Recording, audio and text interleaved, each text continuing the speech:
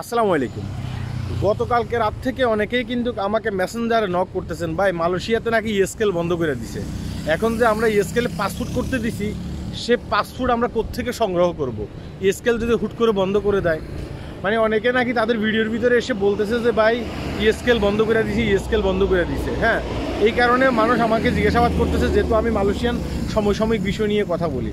ভাই আমি আপনাদের উদ্দেশ্যে বলি, শুনেন, ইএসকেল বন্ধ করে দিয়েছে এই ধরনের কোনো তথ্য এখন পর্যন্ত আমার কাছে আসে নাই। আমি অনেকের সাথে যোগাযোগ করছি, যাদের কাছ থেকে আমি মালয়েশিয়ান বিভিন্ন সংবাদ কানেক্ট করে আপনাদেরকে এসে আবার বলি, তাদের সাথে আমি যোগাযোগ করার চেষ্টা করেছি।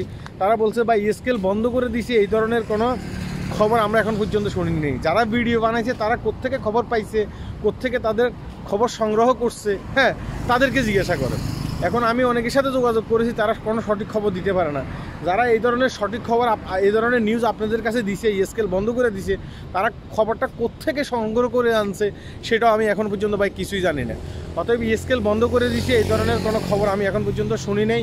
হ্যাঁ, সোশ্যাল মিডিয়াতেও শুনি নেই। আমি যাদের কাছ থেকে খবর সংগ্রহ করি আপনাদের কাছে এসে আবার বলি, তাদের কাছেও শুনি নেই। কিন্তু ইএসকেল বন্ধ করে দেওয়া উচিত। হ্যাঁ, এটা সত্য, ইএসকেলটা বন্ধ করে দেওয়া উচিত। কারণ ইএসকেলটা আপনার এখানে করা হয়েছে, স্থাপিত করা হয়েছে যে আমরা যারা আছি বাংলাদেশি, আমাদেরকে পাসপোর্ট সেবাটা দেওয়ার জন্য, আমাদেরকে সঠিক সেবাটা যখন তারা দিলে আমরা সঠিকভাবে কাজটা করতে পারি, এই সেবাটা দেওয়ার জন্য। কিন্তু তারা আমাদেরকে এই সেবাটা সঠিকভাবে দিতে পারে নাই। হ্যাঁ, এটাকে বন্ধ করে দেওয়া উচিত। কিন্তু এখন পর্যন্ত বন্ধ হয়েছে কিনা আমি জানি না। যদি বন্ধ হয়ে থাকে আমি আপনাদেরকে জানাবো। সবাই ভালো থাকবেন, ভিডিওটি শেয়ার করবেন। আল্লাহ হাফেজ।